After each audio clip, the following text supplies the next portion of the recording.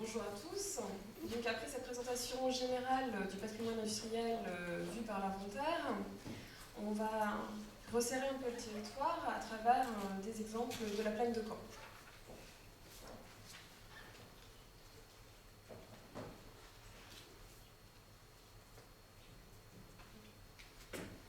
Donc pour recontextualiser un petit peu le propos, depuis 2009, nous avons réalisé une nouvelle étude concernant l'arrondissement de Caen. Donc 288 communes recensées sur l'arrondissement et étudiées, toutes ne sont pas bien sûr porteuses de patrimoine industriel. On a donc repéré des paysages variés qui sont la plaine de Caen et de Falaise, le Cinglé, la Suisse normande, qui présentent des caractéristiques différentes, donc des paysages ouverts ou boisés, voire escarpés, une présence ou non d'un fort réseau hydraulique, donc qui va déterminer l'implantation des sites, des ressources géologiques différentes suivant les secteurs, donc qui vont bien sûr de la pierre au fer. Ceci a engendré donc l'implantation d'activités diverses. Donc, comme l'a dit Yannick, elles sont représentatives de la France et de la Basse-Normandie. Donc, les industries agroalimentaires, le textile, la sidérurgie, la céramique, la construction navale ou automobile. Donc, pour le moment, nous avons ouvert 151 dossiers architecturaux, 59 dossiers mobiliers, qui regroupent les machines de production et les moteurs, et qui ont donné pour le moment en valorisation lieu à une publication et 2 expositions. Donc la question aujourd'hui, c'est celle aussi du territoire. Donc dans un premier temps, nous allons voir comment se fait cette perception de l'élément industriel sur le territoire.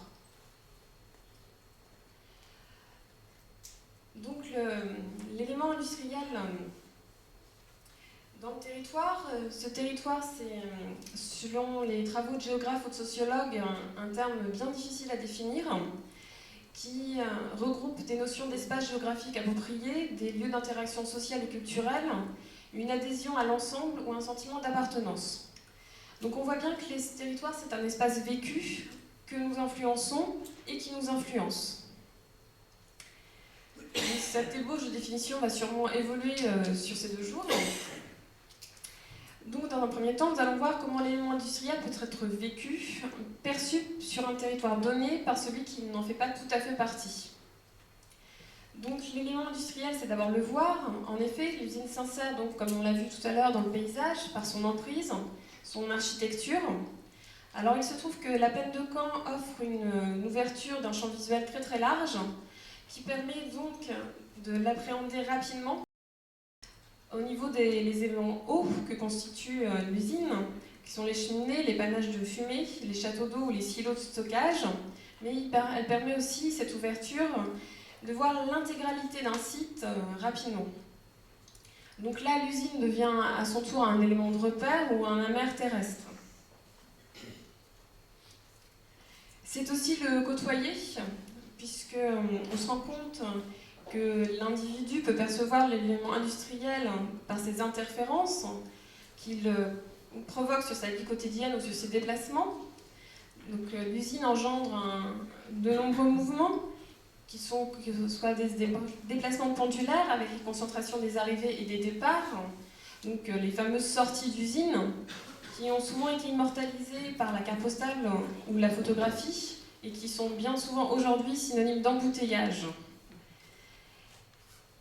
Il peut aussi s'agir des déplacements liés aux livraisons des matières premières, ainsi comme on le voit sur la photo de la sucrerie de Cany, où pendant la période de ramassage de betteraves, une succession de camions se fait entre le champ et l'usine. Ils font la même chose pour les camions de lin, et donc souvent à distance assez importante des usines concernées. Et puis, dernier repère sensoriel pour l'individu, c'est l'odeur, puisqu'on peut s'apercevoir que certaines productions dégagent des odeurs caractéristiques, qu'elles soient agréables, comme par exemple la mémoire que développera la biscuiterie Jeannette à Caen, ou un peu plus désagréables, comme celle de la cuisson de betterave. C'est l'intérieur.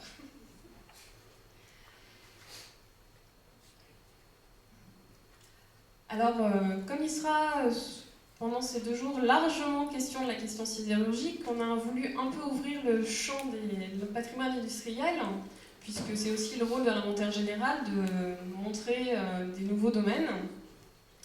Et on a voulu s'attacher au traitement de la betterave sucrière et encore plus particulièrement du lin textile. Donc la plaine de Caen, pour beaucoup, c'est un territoire vert. Donc pour le personnage lambda, vert veut dire agricole. Et donc cette petite présentation va à la fois confirmer cette vision et à la fois va tenter de la déjouer.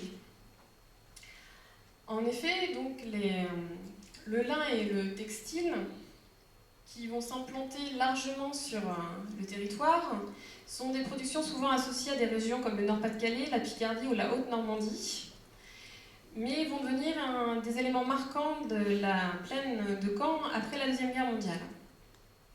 Donc, la sucrerie de Cagny est édifiée en 1951 par des sucriers haut-normands, les Bouchons, et qui, à la suite d'un premier site à Courseulles-sur-Mer, vont l'agrandir, puis une seconde fermeture à Nassante dans l'Eure, vont continuer cette progression, cette amplification de la sucrerie de Cagny.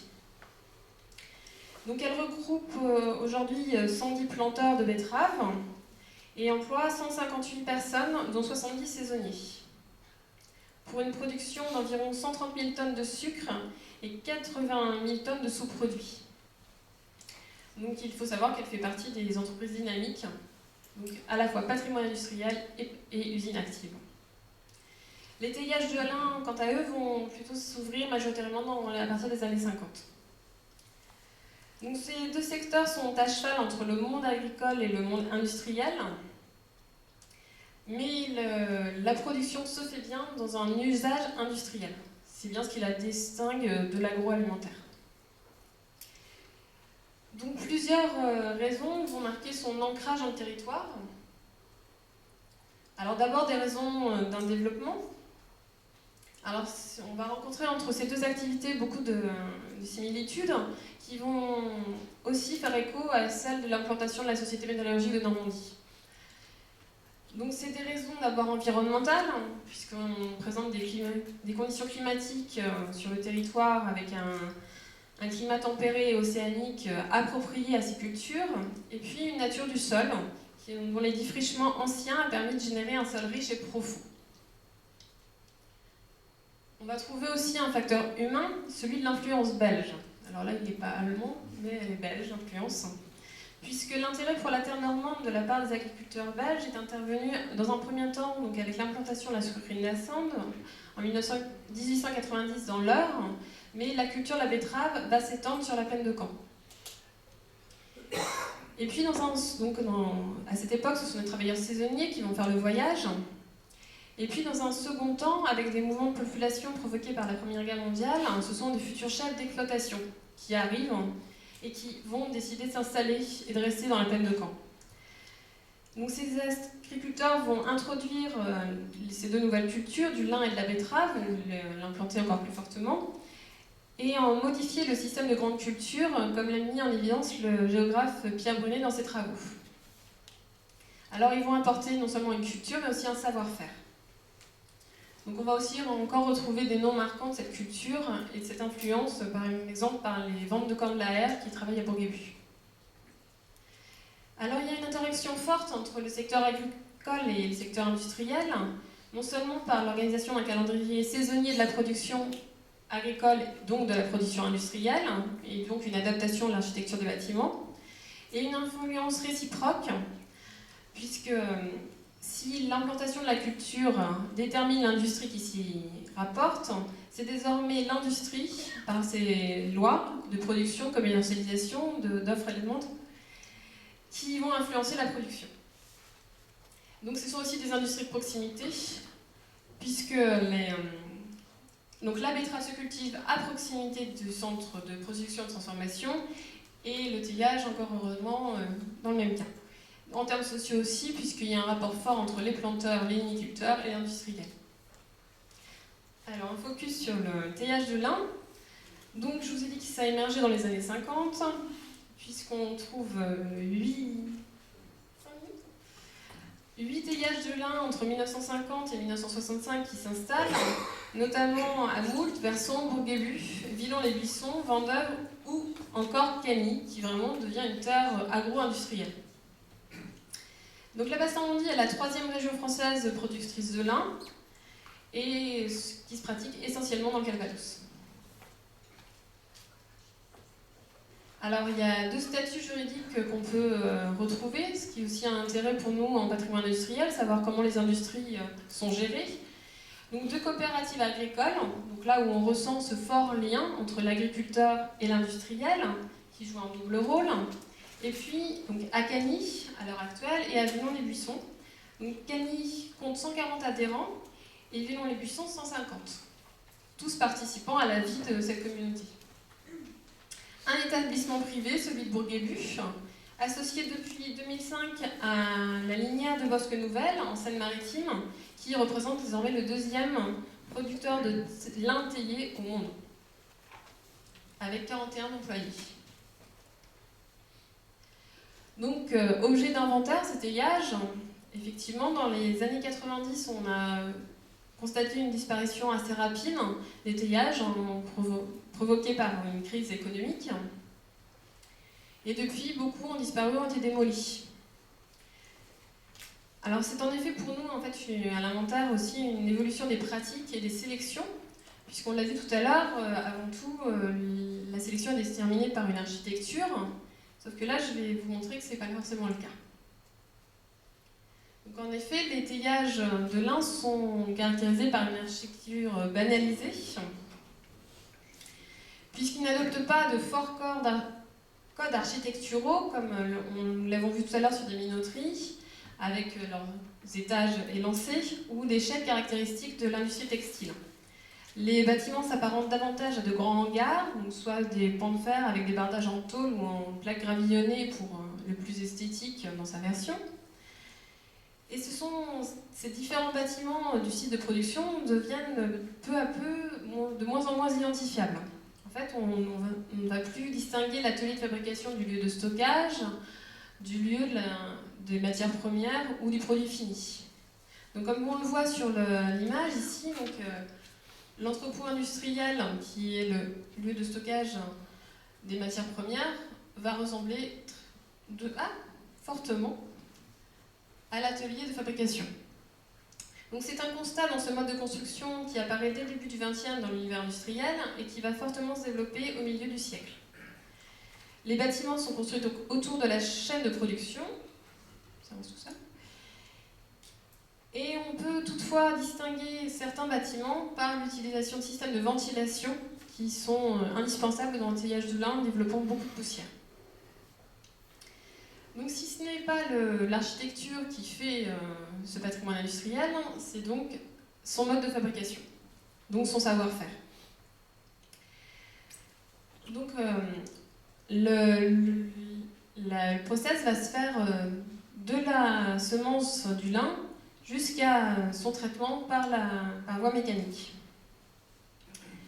Donc les semis interviennent en mars-avril, l'arrachage au mois de juillet.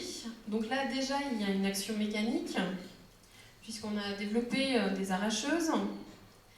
Il y a un temps de rouissage, donc, ce qui est caractéristique aussi de la plaine de Caen, du paysage, qui va l'impacter. C'est alors désormais une technique bien maîtrisée, mais aussi là aussi on voit l'importance du savoir-faire et les expériences qui ont été menées par les viniculteurs. Donc c'est une putréfaction naturelle qui va permettre un traitement plus facile de la fibre. Ces andins vont être ramassés en août et en septembre et amenés au teillage. Donc on voit leur lieu de stockage qui viennent de plus en plus restreints puisqu'on va stocker aussi chez l'agriculteur. La ligne de teillage, donc, elle va devenir le cœur de l'usine. Et donc c'est un ensemble de blocs machines qui va permettre, à travers une étape de préparation, des diviseurs, broyeurs, tambours, d'agir mécaniquement sur la fibre et de la séparer écorce et bois. Donc à l'heure actuelle, les teillages fonctionnent avec une, voire deux lignes de teillage pour une production relativement importante. Et là, on retrouve aussi une caractéristique, c'est que le taillage est introduit par des Belges, on utilise des machines belges. Donc on retrouve des marques comme De Porter, Charles & Co ou Van Overt. La particularité du site de Bourguibu, par exemple, c'est d'utiliser aussi une ligne de peignage, qui est l'étape suivante en fait, du traitement du lin. Alors on passe aussi à travers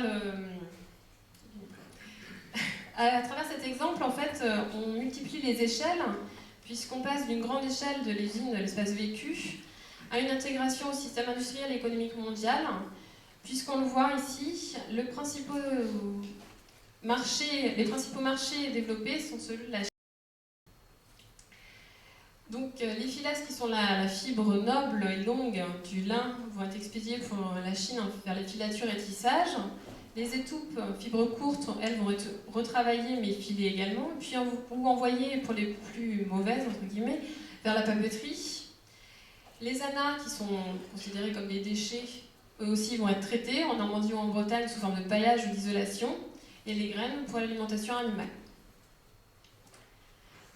Alors ces sites sont aussi eux-mêmes conscients d'être venus un patrimoine industriel et d'être porteurs d'une mémoire particulière, puisqu'ils nous ont grandement ouvert les portes pour nos campagnes d'inventaire, nos campagnes photographiques, l'accès aussi à des documents qu'ils conservaient, et ils ont aussi fait une démarche eux-mêmes de valorisation de leurs ressources ou de leurs sources documentaires par le dépôt d'archives privées au sein de structures publiques de conservation, que sont les archives départementales pour la coopérative agricole linéaire du nord de Caen, située à Villon-les-Buissons, qui opère un dépôt dès 1995, donc déjà vraiment une démarche.